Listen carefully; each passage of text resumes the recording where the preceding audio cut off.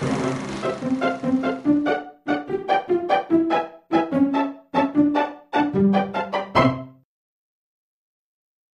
yra uošvienės fobija. Taigi, dabar mūsų draugai psichologai ateis ir pagydys visus čia esančius uošvenfobikus. Taigi, pakviečiam psichologus, pasitinkam aplodismentus. Taip, pasitinkite! Taigi, brangieji, labai malonu, labai džiugu, kad atvykote. Vis dėlto jūs save pristatysite patys, o šiandien mes susidurėme su uošvenfobija. Tai yra fobija uošvienės. Sveiki visi Sveikučiai! Aš esu daktaras Džordžas iš Mičigano, o čia yra mano kolega. Steve'as Bronsonas iš San Francisco. Bet nekalbėkime ir nedaugiažodžiaukime, o eikime prie esmės. Kaip jūs visi puikiai žinote, šiandien mes čia atvykome pristatyti daugiausius ir populiariausius, daugiausiai naudojamus. Gerai, pradėkime iš karto, pradėkime. Taip, imkite. Taip, ir pristatykite. Su nekantrumu pristatau jums patį mėgstamiausią išradimą mano, tai yra laikrodis. Ir tiesiog, jeigu jūs bijote uošvienės, jums reikia atrasti priežastį. Pirmiausia, gal jūs esate nepunktualus. Jūs tiesiog užsidėkite laikrodį, jūs matote labai didelis ir žinosite, kiek yra valandų ir niekada nevėluosite.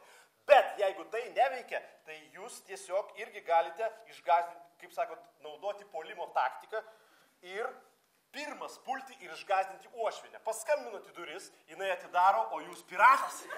Taip, piratas arba kiauras batas, o kitaip dar visą laiką uošvienės bijo saulės zuikučio. Jūs pagaunate spindulį ir apakinat uošvienę. Uošvienė neatidaro durų, jinai tiesiog apanka. Gerai. Toliau. Neo, mes turime Neo, tai yra dezodorantas, naudojamas Neo. Niekada neerzink uošvienės. Čia yra žemaitiškos pakraipos.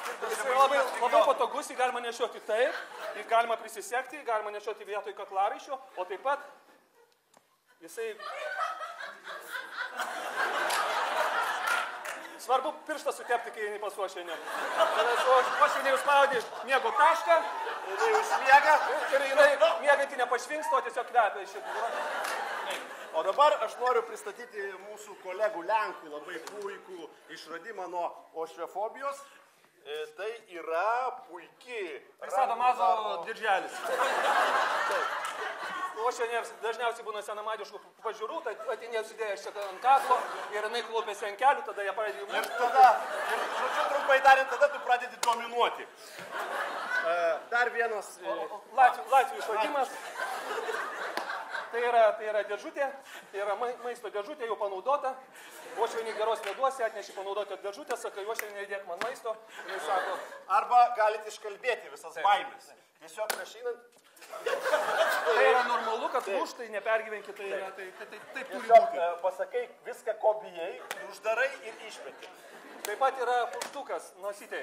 Tai yra olimf. Kaip tarėsi pasakyti? Olimf. Tai yra uošvienė, Lietuvoje yra nothing.